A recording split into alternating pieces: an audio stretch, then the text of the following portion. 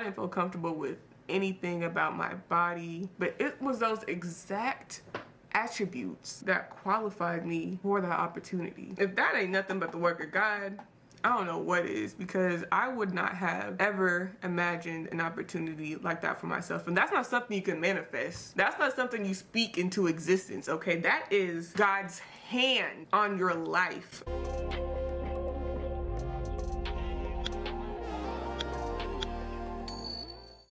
What is up, you guys? It's your girl Ebony Ohan, also known as Glowhan, and welcome to my channel. If you're new here, go ahead and hit that subscribe button because you're here for a reason, okay? Don't just show up and then leave. No, show up and stay. Make yourself at home because you're here for the makeup, but you're gonna leave with the message, okay? And today, for this first video, I'm going to do a look inspired by this shirt. I got this from my good sis Jasmine Charlie of the Babbling with Jas Podcast. And the thing that's so special about this shirt is that I actually helped her design it. So those of you who don't know me, I am a graphic designer. I'm actually a multimedia specialist, okay? I graduated with my bachelor's of science in digital media arts from the Prairie View A&M University. This is a very bold color, so I'm going to do a very bold eye look. Now, y'all know I'm not just a makeup artist, okay? I'm a makeup lover, a makeup enthusiast, if you will. But like I said, you're not here for the makeup tips, you're here for the message. And for this look, I have to use the EP palette. The thing about this palette is that there's just so many colors to work with. Talk about the innovation. Prairie View produces productive people, okay? If they ain't tell you that before, you heard it here first. I know that's right, and never ever motherfucking wrong. Okay. So today, we are going to talk about breaking generational curses and what is a generational curse. So first, let me prime my face. Now, what is a generational curse? A generational curse, in very simple terms, is a stronghold, if you will, a foothold that the enemy, because if we talking about spiritual warfare, you gotta know that there's an enemy, obviously. A lot of people don't believe in the devil, and some people like to pretend that the devil's their friend, and I'm gonna pray for y'all, because y'all who like to joke about demon time and being demons, I beg your pardon. So that's that on that. So yes, a generational curse is basically an area where your bloodline has not been prosperous, where you guys have been captivated or caught up in a sin that has passed down from generations to generation. A generational curse is something that a lot of families don't really address until it's too late. It's something that keeps people from generational blessings that God has for the bloodline, because the reality is we do have an inheritance that's promised to us. God is a God who, like, the God that I serve, the God that everybody should seek to serve, not the God of money, but the God of love, the God who spoke the entire universe into existence. He genuinely has a love and a passion for blessing his children. But you know what stops this loving and caring father from blessing his children? Disobedience. He cannot bless people who do not obey his word. So here's the thing. Here are some of the generational curses I feel like I have witnessed in my own bloodline. Ooh, Lord, my eyelid is shine. Y'all see that shine on my eyelid? But I love, you see how like all that oil control, like I really love Mented Cosmetics, you guys. You're gonna hear me talk about Mented Cosmetics a lot on this channel because I love them. They have poured into me in a way that I never anticipated, especially since I was not already like a beauty person before they reached out to me. But they are a lot of the motivation behind this channel, actually, because I just really want to share their amazing products with the world while I do this. So yeah, this is the Skin Silk setting powder, loose setting powder in the shade Deep Rich. So yeah, back to the topic. One of the main generational curses that I've noticed in my own bloodline that I believe that the good Lord is calling me to break is the spirit of fear, of playing it small, of using my Mentor Cosmetics foundation, stick foundation. I love stick foundations. I just feel like they work a lot better for me. As a girl who is not really too makeup savvy, it is really all I need, and it gets the job done. And the thing that's so funny about this is that when I be wearing it, people be thinking I'm not wearing makeup. Look, you see I put some stuff on my face, right? You see how close it is to my skin color? This was not possible for me a few years ago, okay? Like, I stopped wearing makeup because I could not find a foundation shade, and Mentor came out and just bless the game for your girl, okay? So back on topic. I believe that when it comes to generational curses, like my generation specifically, with my brothers and all my siblings, we are breaking many generational curses at once. One of the main ones that me and my brother are having to really be intentional about defeating is having the spirit of fear and being conformed to the world and being a slave to the ways of this world. Now, I love my mom. I love my mom to death. Like, my mom is the most amazing mom I could ever ask for. You see how perfect this match my skin? This is why I love Mented. Like, if you don't know by now, you're gonna hear me talk about Mented and you're gonna just see why I stan them so hard, because this base is perfect. Now my brows are already like kind of done because like I said, I just got back from work, and whenever I go to work, I just do my brows and then leave. But I'm gonna touch them up a little bit. So yeah, like I was saying, I love my mom. She's amazing. She has always encouraged me in so many ways, and she's always affirmed me. But before I graduated college, even before I started college, she was very adamant about both me and my brother having careers in medicine. Like a good old Niger mom. And I remember the day perfectly. She said, "Ebony, can you just be a doctor? I want one of my kids to be a doctor." At this time, my brother was studying pharmacy, and he was at the University of Houston, and it was about 2013, so I was getting ready to finish high school, and I was like, "Okay, Mom, sure. I'll be a sports medicine doctor." And the reason why I was so okay with that, because at the time, I was an athletic trainer in high school. So I was like, okay, yeah, I like athletic training. I could be a sports medicine doctor. That ain't a problem. Boy, when I tell you the first year of me studying pre-med biology at Prairie View was like miserable, I knew at that time that pre-med biology was not my portion. But I tried. I stuck it out literally up to my senior year. And the real battle began when I was taking chemistry classes. I literally went to his office hours, got tutoring, studied, took drugs to be able to stay up and study for tests that I still failed, and got a D in his class. I was like, I just have to go in the bush and weep. Really. I don't understand. I swear to God, I don't understand.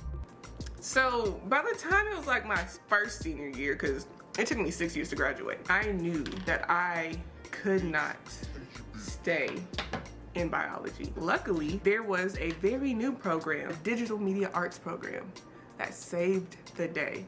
And I added this as a minor. I want to say my junior year of college.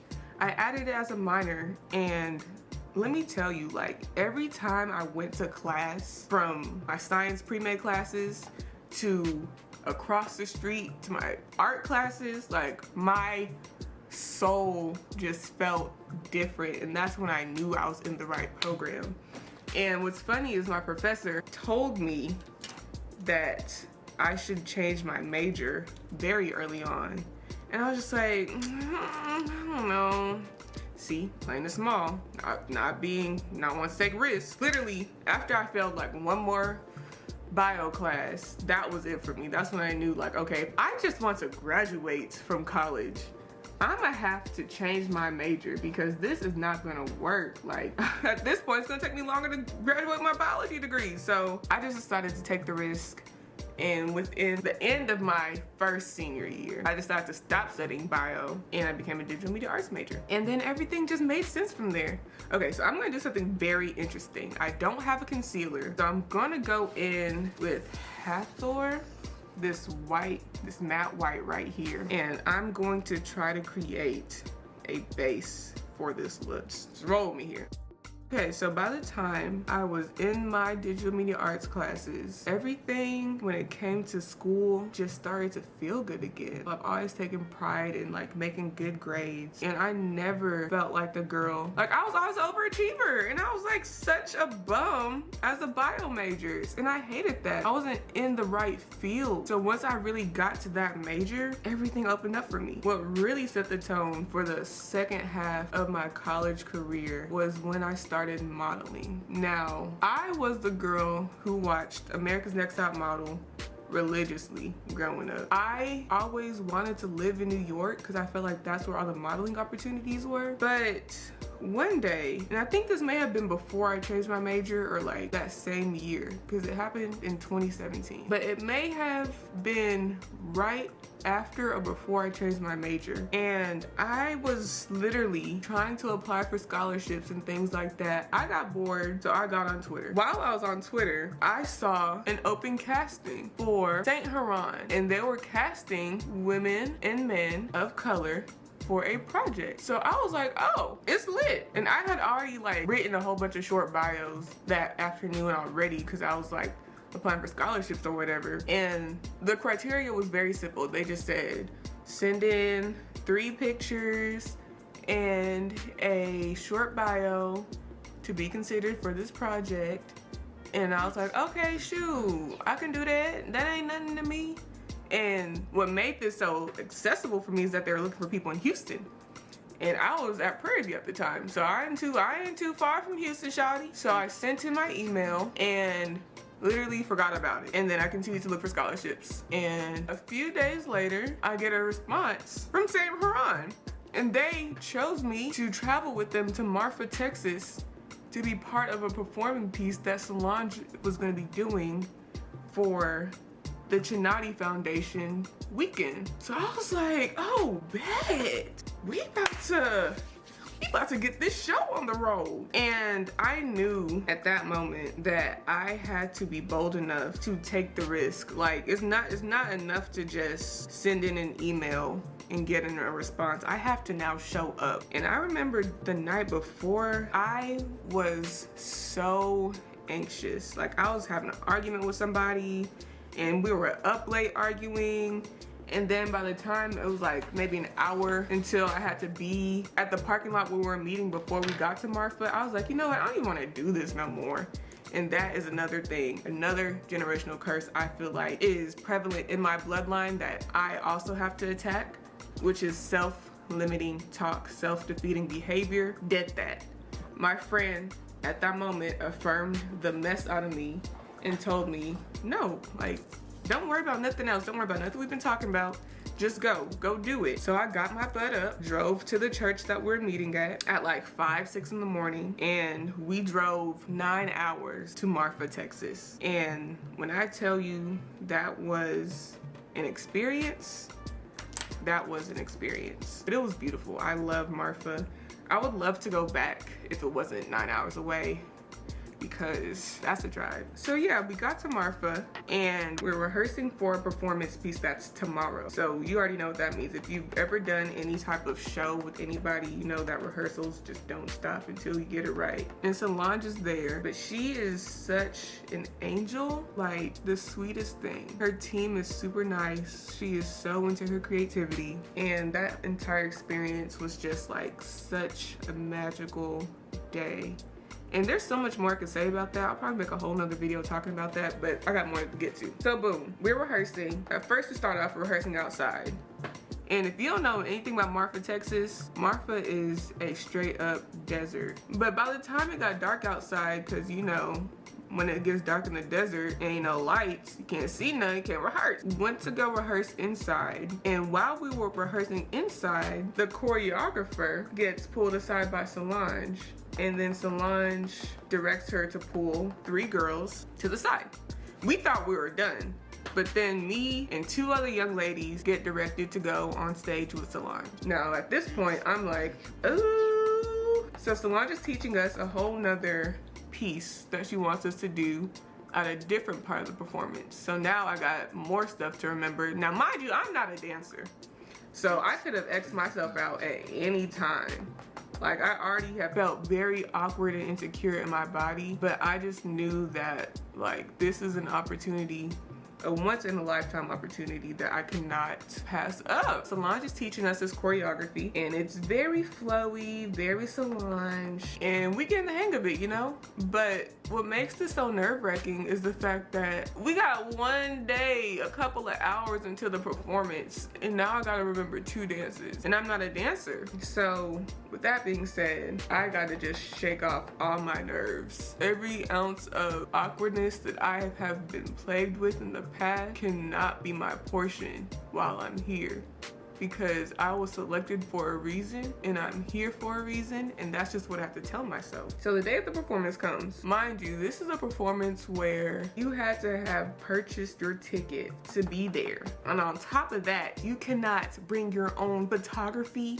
You cannot record during their performance. They were not playing games. I remember at one point we were lined up. They saw a lady try to sneak in the back with a camera, and the security was like, nope, you're out of it. By the time it was showtime, all of my nerves just went away. Now, mind you, I may have messed up during our little 3-4 girl solo, because I remember we're supposed to stop at a certain point, and I may have lifted my arms a little bit, but I was able to catch on and escort us off the stage, because the thing is, I was the line leader. I had to lead the line to the stage for that part. So that was very nerve-wracking, but you know what? Had I not taken the risk to be there, I would have never gotten the opportunity to perform in front of a crowd, you know? And it's risks like that that really let you know that, for one, God is on your side no matter what. And 2, when God is for you, who can be against you? And this was not the last time I would see Mrs. Solange, okay? A year or so later, one of the young ladies I met from that performance told me that Solange was casting for another project. And I was like, oh, bet. I didn't know what this opportunity would be, but I did the same thing. I put in my little email, I added my little pictures. At this point I have some upgraded pictures because I've still been modeling freelance. So after I did the online casting, they wanted to do an in-person casting. So I went to the location in my casting attire. I did the little dance that they taught us. It was like a couple like little simple things I had to do. That was actually the day I met Alan Ferguson, and he really gravitated to not only my energy, but my friend's energy. And he said, hey, when y'all go in there together. And we're like, okay. So we went in there. We didn't do anything together. We just kind of were just there. They took their shots of us. They took their little recordings of us, and then we left. And this is where the magic happens. This is where we find out that we're actually filming for a project for Solange's next album. And y'all, this was my first, I don't want to say first because I did a music video before that, and that music video was for Rocky Banks. And now, see, this is the thing right here. When I was younger watching music videos growing up, I wanted to be that girl that was just bold enough to get on a music video and do her thing, but I was like, that can't be me. Like, I don't got the confidence for that. But you see the way God in his mercy and his grace, the way he will just push you to push yourself. Like, I thought I was not capable of something that I saw, and he gave me opportunities to prove myself wrong and to prove himself as glorious. Before I even did the music video for When I Get Home, I did a music video for Rocky Banks, and that was the Ambience video. I will link it below, and that was a really fun experience. I still felt uncomfortable because I'm not used to playing sexy, you know what I'm saying? That's not my ministry, but I think it was able to translate well on camera because essentially I wasn't supposed to be just like super sexy. I was supposed to be a queen. So by the time I am on set for When I Get Home, I'm trying to do like a fake cut crease. I don't know how well that's working out, but we gonna clean all this up. Like, it looks kind of crazy right now, but we're gonna clean it up, trust. So yeah, by the time I got on set for When I Get Home, I had no nerves. Like, someone like me who used to feel like anxiety was my first language, who felt like insecurity was my birthright, I felt at home. Everybody on set was so sweet. Solange was so encouraging, and y'all, it was amazing. It may have been leading up to my birthday the first time we filmed, and then the second time we filmed was a month later, and that's when we shot the scenes for Almeida.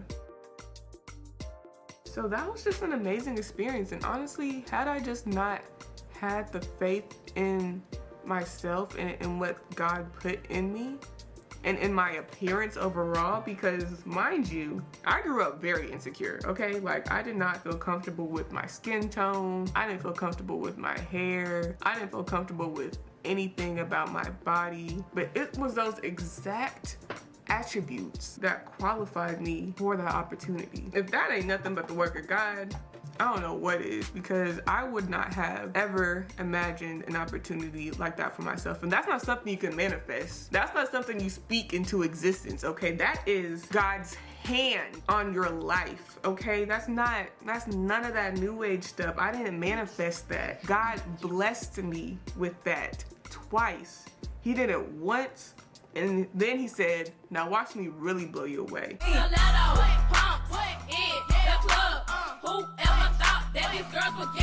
When it comes to generational curses, like, God will give you a piece of the blessing because he truly wants to bless his children, and then he just watches what you do with it. And I feel like I'm in a season now where I have to use the gift that he has given me.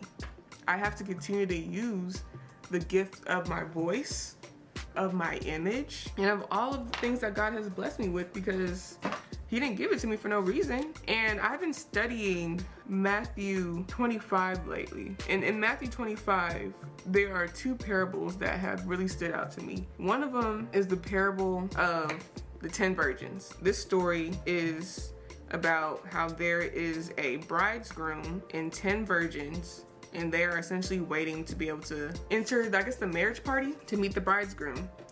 And he's running late. There are 5 virgins who don't bring extra oil for the lamps. And then there's another 5 wise virgins who remember, or just think ahead to pack, you know, I'm gonna use my finger for this, who actually are sensible and pack extra oil for their lamps. So that's pretty. They all get sleepy, they fall asleep, and by the time it's time for them to be prepared for this bridegroom, the other 5 virgins who don't have any extra, you know what, let me pull this up on my phone, because I feel like I'm paraphrasing a little too hard. But yeah, there's 5 virgins who don't have any extra oil, and they're asking the other virgins, oh, please, please let us have some of your oil. And then they're like, if I give you some, there won't be enough for me, so I think you just better go and buy you some while you can, because I don't got enough oil for you, honey. And so the other 5, they try to go buy some oil and come back, and then they're like, Lord, Lord, please let us in. And then the bridegroom is like, I don't know, y'all, bye. And then the other women who have their extra oil, the ones who was prepared, they got to enter the bridegroom's party. So this is Matthew 25, verse 1 through 13. And then verse 13 says, "Watch therefore, for you know neither the day nor the hour." Are you gonna have enough oil for the hour that you trying to enter the Lord's kingdom? Or are you gonna be like one of these other 5 virgins who let their lamps run out? I know I'm not trying to let my lamp run out. Shoot, in this house, we gonna have enough oil. Okay, so after that, this is what I've really been studying, the parable of the talents. So in this story, there was a man going on a journey and he had 3 servants that he entrusted with his property. To one servant, I'm gonna use a different pinky. You know what, I'm gonna just do this. To one servant, he gave 5 talents. And to another servant, he gave 2 talents. And to another servant, he gave 1. Each according to their ability. Now let me find the exact verse where it says that. Yes, so verse 15 says, to one he gave 5 talents, to another 2, and to another 1, to each according to his ability. And then he went away. So the result of this is that the one who received 5 talents, he went and made 5 more when the master returned. Of course, because the master is always going to return, and all of us are going to have to come to him with an account of what we've done with our life, with our talents, with our gifts, with our spheres of influence. That's why I have this channel. And to the one that he gave 5 talents, he said, "Master, you delivered to me 5 talents. Here, I have made 5 talents more." The master said, "Well done, good and faithful servant. You have been faithful over little. I will set you over much. Enter into the joy of your master." Now, here's the thing about that that's so beautiful. The person who got the most, the master still called it little. Because when he talks to the servant who received 2 talents, same thing. "Well done, my good and faithful servant. You have been faithful with little. I will set you over much. Enter into the joy of my kingdom." So what seems like a lot to us, to man, to humans, is so little to God. And the thing about God is, once he sees that we've been faithful with what we've been given, he will know that he can trust us with much. We have to earn God's trust. And that's why I bring up that story of me working with Solange. He had to see if I was gonna be faithful with that little opportunity. The opportunity that wasn't gonna get recorded. The opportunity that was not gonna be on YouTube forever. The opportunity to where I would only have 1 picture to even serve as evidence that I was there. And the fact that I was faithful with that is why he was able to trust me to be faithful with something greater. I feel like I want to mix this with something brown. So here's where things get a little crazy. Here's where the plot twists. Now the servant that had 1 talent had the audacity to disrespect the master. This fool said, "Master, I knew you to be a hard man, reaping where you did not sow and gathering where you did not scatter seed. So I was afraid, and I went and hid the talent in the ground. Here, you have what is yours."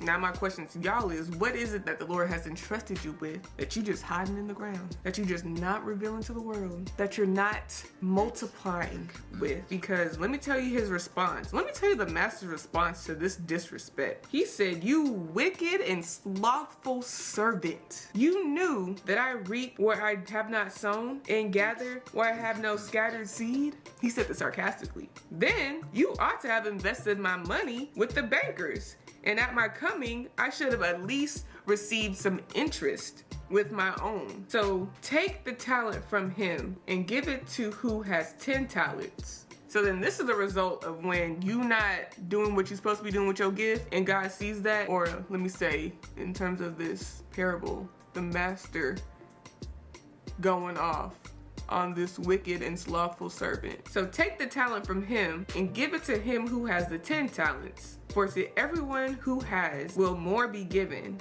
and he will have an abundance. Because God wants to bless us with abundance when we're obedient. But to the one who has not, even what he has will be taken away. And cast the worthless servant into the outer darkness, in the place where there will be weeping and gnashing of teeth. The way that this story convicts me every time I read it, it's like, God does not play with his children. He does not play with what he blesses us with. He does not play with his gifts. Because at the end of the day, everything that we have is because he spoke a word into the universe. He knew the entire story of our lives before we even saw one day in this life. He knew everybody in our family bloodline before we were even born. He knew what they would struggle with, and at the end of the day, it's everybody's choice to overcome these things or to not. Like, I have to allow myself to be bold enough to, for one, believe that I'm worthy of my dreams, my wildest dreams, and two,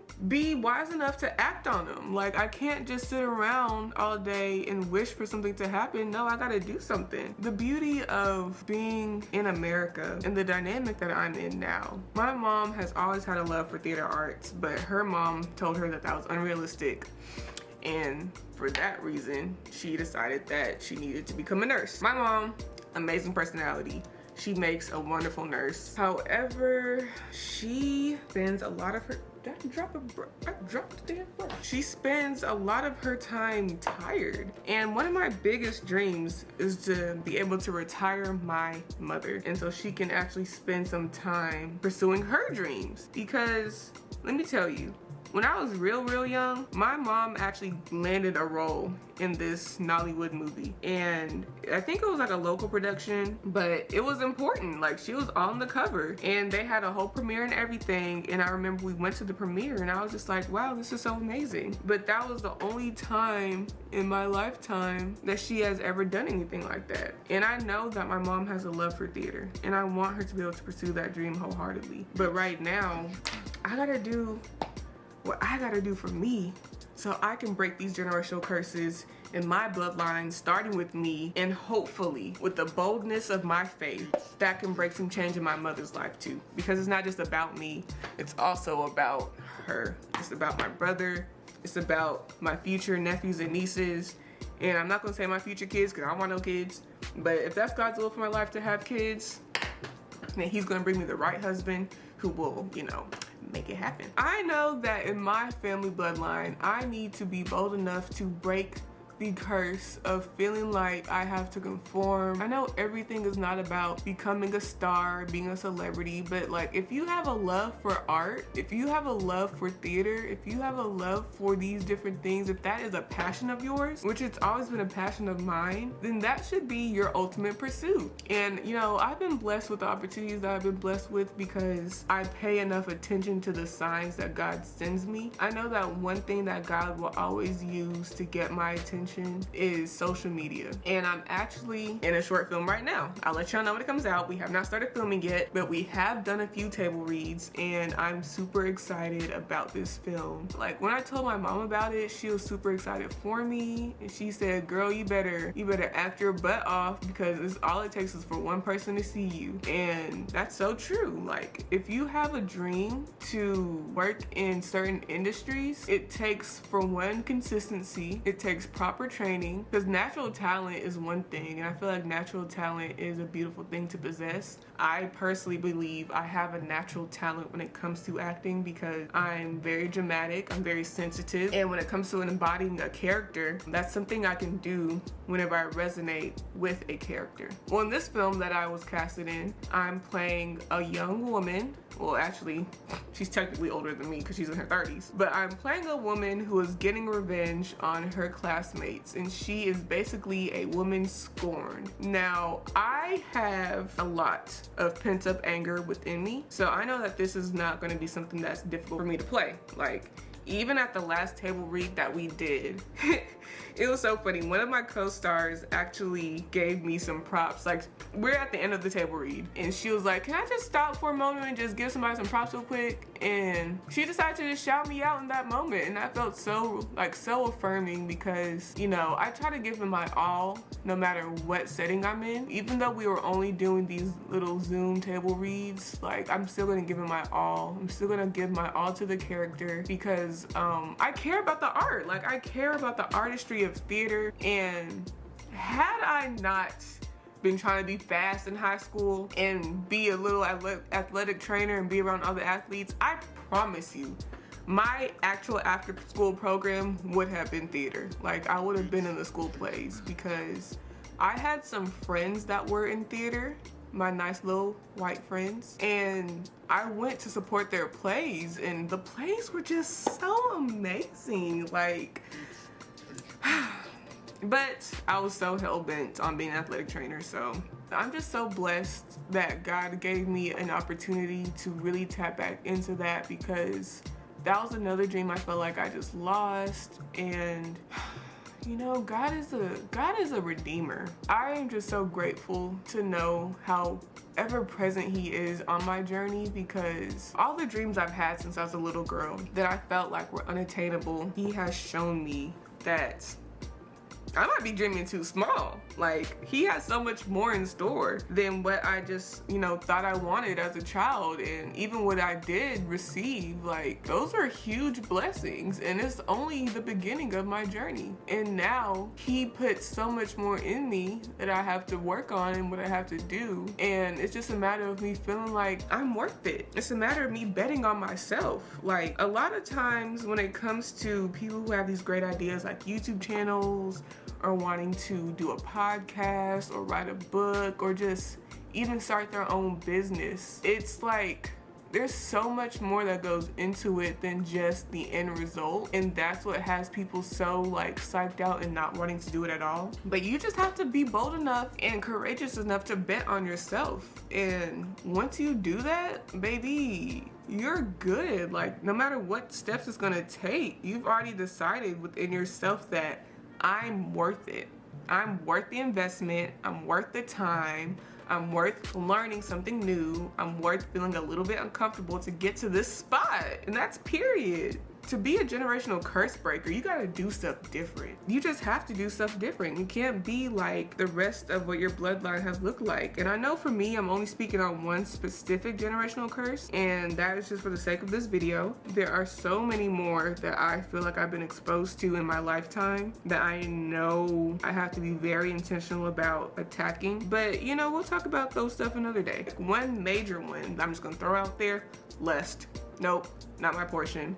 It was at a certain point, but dead that. We not carrying less on after this generation. In fact, I rebuke the spirit of lust right now in the name of Jesus. By his stripes, I will not be overcome by the spirit of lust. Jezebel, what did Kanye say?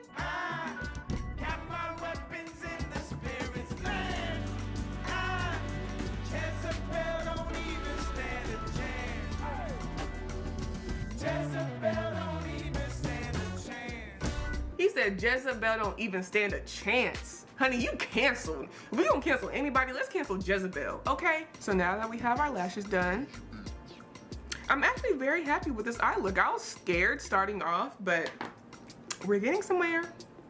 Next thing is blush, bronze, lip, and we will be done. So normally I would go with my Buried Away blush from Mented, but I think today, yeah, I'm gonna do Buried Away. So I'm just gonna go ahead and dab that on my cheeks.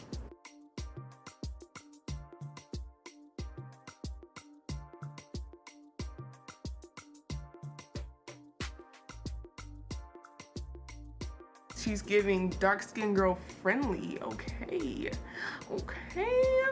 I love Mented Cosmetics blushes. Like, honestly, I love everything from Mented, but like the thing that really changed the game for my confidence in makeup was their blushes. And I would normally go in also with Peach for the Stars, which is a shimmer an orange shimmer blush, if you can see it. I normally go with that to highlight, and I'm gonna do that right now. Because why not? We're talking about breaking generational curses, which means we gotta take risks, honey. We gotta take risks. And another thing I will say about this EP palette that I have, there are so many different shades. I remember at one point I actually used that palette for a full face look. So like I could literally find a blush shade in there, I could find a highlighter shade in there, but just for the sake of right now, I did just go in with my Mented blushes because I love Mented. For the lip, I am going to, what am I feeling? I think I want to go with red. I gotta do red because we talking about being bold. We talking about being fierce, honey. And I just got these from Mented. I got these gorgeous reds, these matte lipsticks, and I think today I want to use red and butter because yesterday I used red carpet, but I'm also going to go in with a liquid lipstick. So that's what it looked like if I wore that alone. Very nude, very natural, very true to skin, but I'm gonna go in with red and butter over that. And then I might top it off with a gloss because I love a gloss. You know I love a gloss, but we'll see how I feel.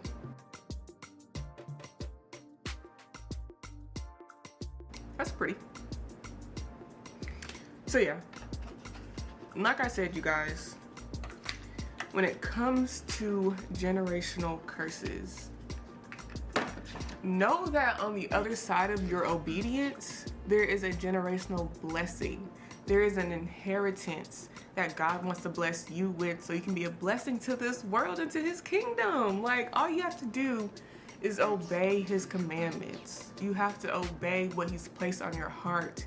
You cannot let yourself be so moving by the waves and waves of this world. You have to be still. You have to put yourself in a space to hear from him. And I know for me, I'm not gonna go into it too much, that might be for another video, but I know for me, I had to remove a lot of the junk I had already consumed myself with before I could hear from God clearly.